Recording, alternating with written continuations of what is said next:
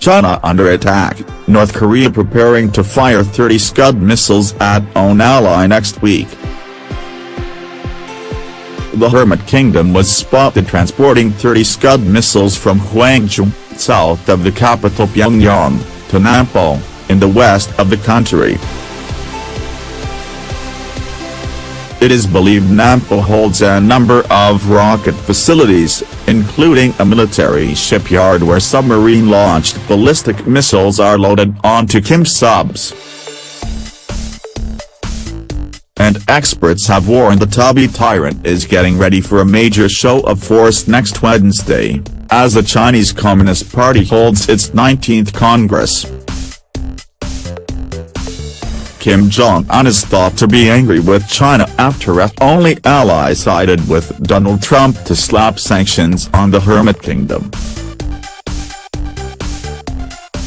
Now the chubby despot hopes to remind Chinese Premier Xi Jinping he won't be cowed with a shocking show of his military might. Nampo, on the western coast of this secretive nation, is out of range of Japan and the U.S. territory of Guam. But missiles fired from the military base could reach key targets in China, such as Dalian at 328 miles away, and Qingdao at 200 miles away. Both are major seaports just across the Yellow Sea from North Korea. The South Korean capital Seoul is also just 121 miles from Nampo. While it may seem unlikely Kim would launch an attack on his only ally and communist neighbor, the dictator could order for the rockets to be fired into the sea. The move would maintain relations with, but would also send a message to Xi Jinping that North Korea is still a force to be reckoned with.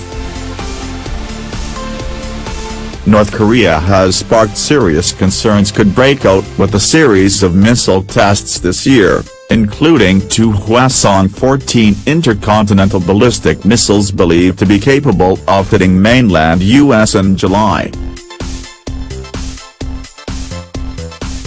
And Pyongyang is adamant on continuing Kim's nuclear program despite a string of increasingly volatile threats from Donald Trump. Last night American lawyer and former diplomat John Bolton said we are down to 2 choices amid rising tensions on the Korean peninsula. Speaking on Twitter, he added, "We're down to 2 choices with North Korea, either eliminate the regime or eliminate the nuclear weapons." The former ambassador has been named as a possible replacement for U.S. Secretary of State Rex Tillerson and was seen outside the White House on Wednesday. The news comes as China stirred up even more tensions between North and South Korea after the 8-year deal was due to be continued in a positive step towards improving relations between Seoul and Beijing. But tensions between the states have been frayed over South Korea's recent installment of controversial U.S. missile shield, the Terminal High Altitude Area Defense System, to counter an attack from North Korea.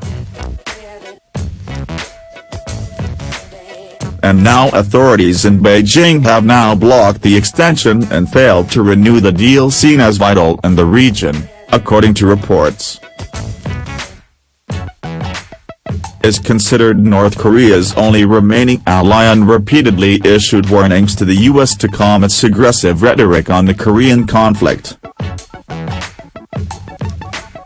Yesterday Beijing warned Donald Trump his threats against North Korea could backfire bigly and lead to a catastrophic war.